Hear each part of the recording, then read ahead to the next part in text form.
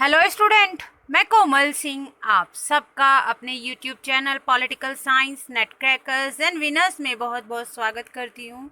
आशा करती हूँ आप सब बहुत अच्छे होंगे। स्टूडेंट, कुछ टाइम से मैं आपको जो है कंटिन्यू आपकी जो क्लासेस है, आपकी जो वीडियो लेक्चर्स है वो प्रोवाइड नहीं करवा पा रही हूँ। उसके लिए वेरी सॉरी, बिकॉज बहुत ज़्यादा इस टाइम जो वर्क है स्टूडेंट, वर्क का बहुत ज़्यादा लोड है। इस वजह से जो है मैं आपको जो है कंटिन्यू जो है आपको वीडियो लेक्चर्स प्रोवाइड नहीं करवा पा रही हूँ।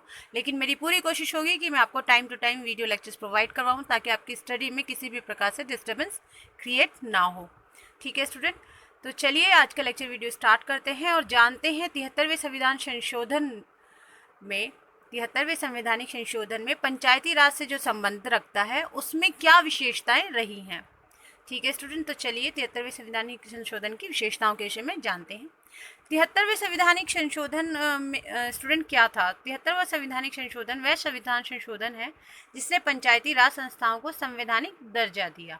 ठीक है स्टूडेंट, इससे पहले पंचायती राज को वैधानिक दर्जा प्राप्त था, लेकिन 1992 के बाद 73वां संवैधानिक संशोधन के द्वारा इसे मान्यता प्राप्त हुई। 73वें संविधान संशोधन के बाद ये सभी राज्यों के लिए अनिवार्य कर दिया गया कि वे ग्रामीण, मध्यवर्ती तथा जिला स्तरों पर पंचायती तंत्र की व्यवस्था प्रदान करें। हालांकि जिन राज्यों की आबादी 20 लाख से कम है वे चाहे मध्यवर्ती स्तर पर पंचायत नहीं रखने का चुनाव भी कर सकते हैं। ये उनको एक फैसिलिटी प्रोवाइड करवाई गई। 73वें संविधान संशोधन को जम्मू व कश्मीर, मेघालय, मिजोरम, नागालैंड तथा दिल्ली में लागू नहीं किया जाता। ठीक है स्टूडेंट, 73वां संविधान संशोधन के द्वारा पंचायती राज व्यवस्था में 3 स्तरों में सभी सीटों पर चुनाव प्रत्यक्ष रूप से वयस्क मताधिकार के आधार पर होते हैं, जिसमें 33% सीटें महिलाओं के लिए आरक्षित होती हैं। ये आरक्षित सीटें एक पंचायत में विभिन्न निर्वाचन क्षेत्रों को क्रमवार आवंटित की जाती हैं। फ्रेंड, ग्राम पंचायत के अध्यक्ष का जो चुनाव होता है वो राज्य विधायिका द्वारा बनाए गए कानून के अनुसार होता है, लेकिन मध्यवर्ती तथा जिला स्तरों पर पंचायतों के अध्यक्ष का चुनाव उनके निर्वाचित सदस्यों द्वारा यथाक्रम करवाया जाता है। अनुसूचित जाति और जनजातियों की सीटों का आवंटन पंचायत क्षेत्र में उनकी संबंधित जनसंख्या के आधार पर किया जाता है।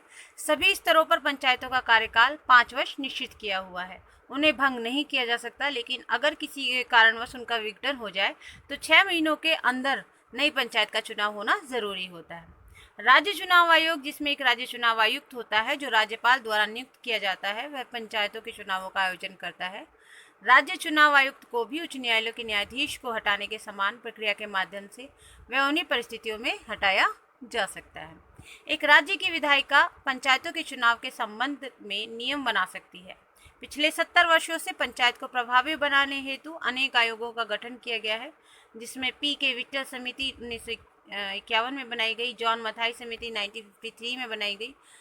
ठीक है स्टूडेंट, बलवंत राय मेहता समिति 1957 में बनाई गई। वहीं अशोक मेहता समिति की बात करें तो 1978 में बनाई गई और जी.वी.के. राव समिति 1985 में बनाई गई।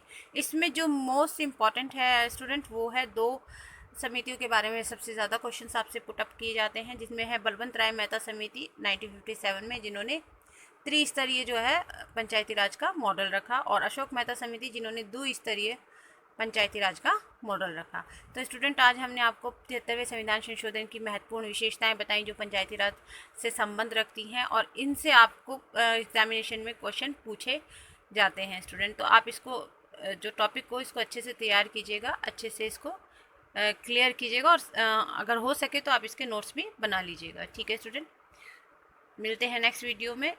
अच्छे से प्रिपरेशन कीजिए। Best of luck for exams. Thank you so much.